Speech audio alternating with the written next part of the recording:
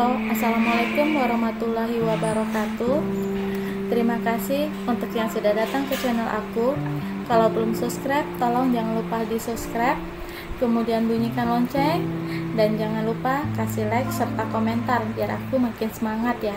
Penantian dalam cinta, episode 47. Anak laki-laki. Rasa sakit perutnya semakin meningkat. Bila rasa sakit itu semakin kuat, Nina akan memegang tepi kasur yang saat ini menjadi tempat dirinya berbaring.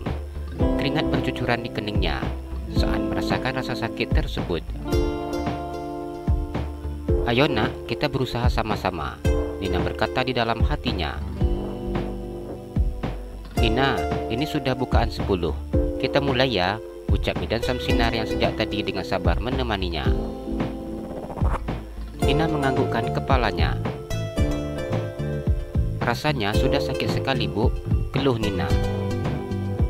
"Alhamdulillah Nina, itu yang dicari. Semakin kuat rasa sakitnya, maka semakin dekat anak di pintu lahirnya," ucap Bidan itu memberi semangat. "Iya Bu," jawab Nina dengan suara lemah.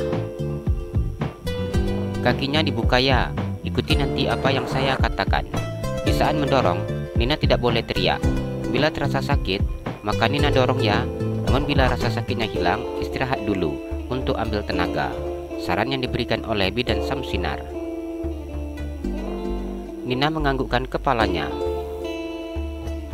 "Ingat ya, enggak boleh teriak," jelas Bidan tersebut. "Iya Bu," jawab Nina. "Ayo kita mulai ya, baca bismillah, dan harus yakin Nina kuat." Nina menganggukkan kepalanya. Ia memegang tepi kasur di sebelah kiri dan kanannya ketika merasakan sakit yang begitu sangat luar biasa. Tubuhnya gemetar ketika merasakan sakit tersebut.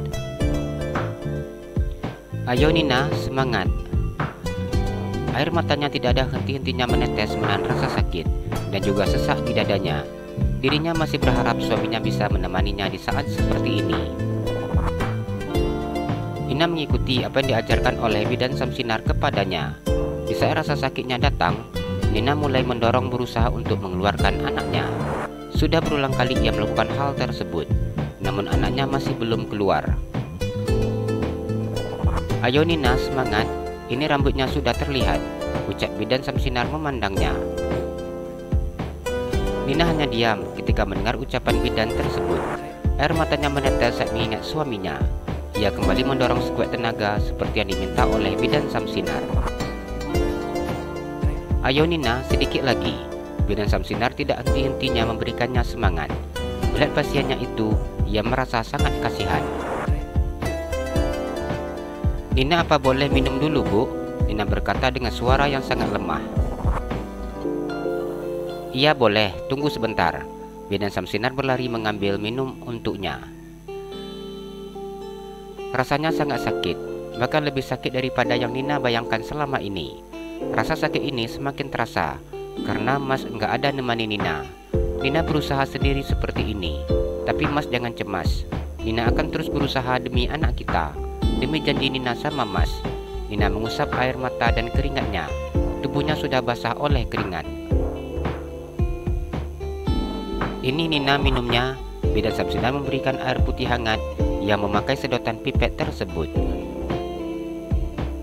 Nina meminum air putih hangat itu hingga habis. "Kita coba lagi ya Nina, soalnya bayinya sudah ada di pintu," ucap bidan tersebut. "Iya Bu," jawab Nina. Nina mendorong berulang kali, namun bayinya masih belum keluar. Tenaganya terasa sudah habis saat ini.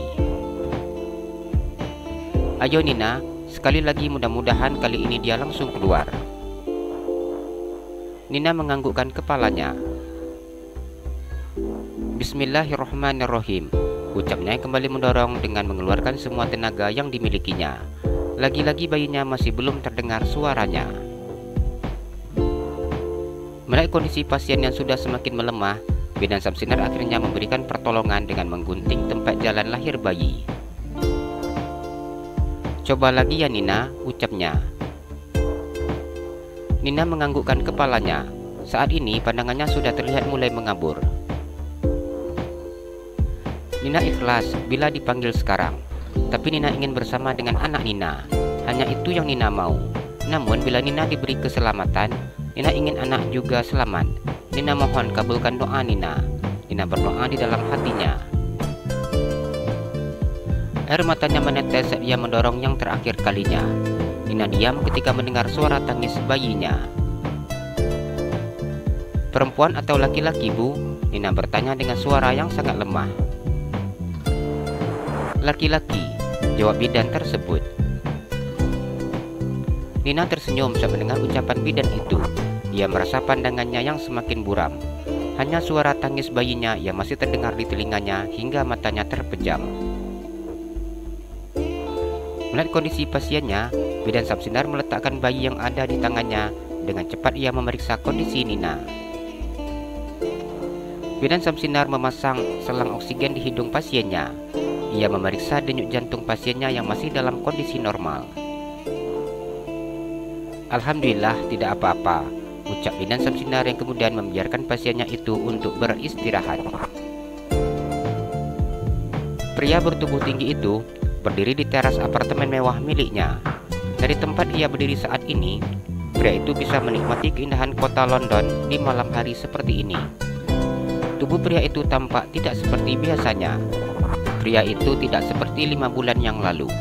Sekali-kali, pria itu akan meneguk minuman keras di tangannya. Sudah lebih 4 bulan Johan berada di London. Pria itu selalu menghabiskan waktunya untuk kuliah dan termenung dengan meneguk minuman seperti ini. Bagaimana kabarnya Nina sekarang? Apakah anak kami sudah lahir? Johan mengusap air matanya ketika pria itu mengingat istrinya. Johan merasakan dadanya yang terasa sangat sesak. Ia tidak pernah menyangka bahwa pelukan saat ia akan pergi merupakan pelukan perpisahan untuknya. Hanya rasa rindu yang memenuhi ruangan hatinya saat ini. Johan selalu menghitung tanggal akan kelahiran anaknya. Maaf Mas Dek, Mas tidak bisa melihat anak kita. Mas tidak bisa menemani adek. Tubuh pria itu bergetar menahan rasa kesedihannya. Ia kembali meneguk minuman di tangannya. Back to back. Johan duduk di sofa berwarna coklat tua yang berada di ruang tamu rumahnya. Ia duduk di depan papa dan mamanya. Sejak tadi Johan hanya diam tanpa berbicara. Lidahnya terasa tidak bisa digerakkan saat akan menyampaikan apa yang akan diucapkannya. Ada apa kamu pulang ke rumah? Tanya Sabrina. Aku lagi membutuhkan uang, Ma, jawab Johan. Papanya tertawa ketika mendengar apa yang dikatakan oleh putranya. Apa hanya karena uang yang menyebabkan kamu pulang? Tanya pria itu dengan nada tidak enak didengar. Aku juga mau minta maaf, Pak, Ma, atas sikap aku. Aku juga ingin memberitahu Mama sama Papa bahwa sebentar lagi kalian akan menjadi kakek dan nenek. Johan tersenyum ketika mengatakan kalimat tersebut. Nina sekarang sedang hamil. Cucu, kakek, nenek. Sabrina mengulang kembali apa yang diucapkan putranya. Iya, Ma, jawab Johan. Sebelum kamu menikah dengannya, bukankah Mama sudah mengatakan bahwa Mama tidak akan pernah menganggap dia sebagai menantu? Kami tidak akan pernah mau mengakui anak ini kandung wanita itu adalah cucu kami. Sabrina tertawa. Johan dia menahan rasa emosinya. Dadanya terasa panas oleh ucapan mamanya. Johan tidak menyangka bahwa mamanya akan seperti ini. Itu anak aku, Ma, berarti cucu Mama, ucap Johan. Tidak usah bahas masalah anak itu cucu kami. Sampai kapanpun kami tidak akan pernah mengakui anak itu. Anak itu hanya membuat malu keluarga kita. Johan diam ketika mendengar ucapan papanya. Dadanya terasa sesak dan juga panas. Namun Johan berusaha menahan emosinya, mengingat dirinya yang sangat membutuhkan bantuan dari kedua orang tuanya. Kamu mengatakan butuh apa tadi? Tanya Lukman. Uang, Pak, jawab Johan.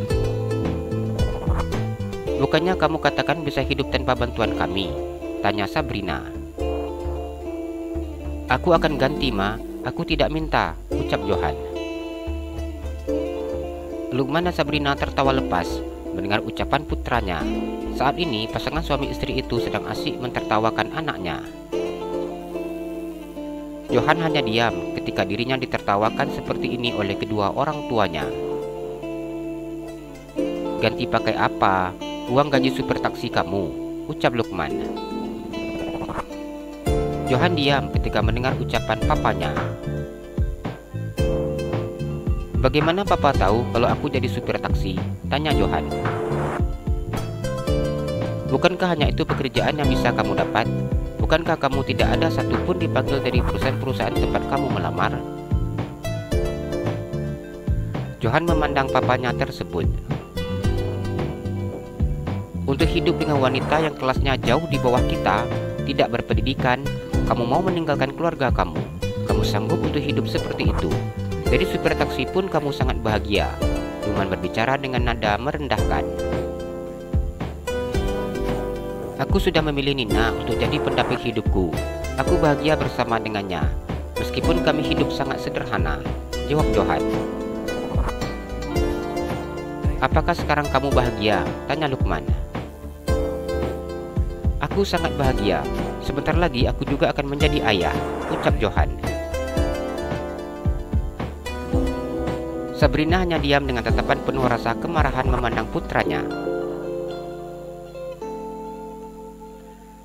"Wanita cantik sangat banyak," ucapnya.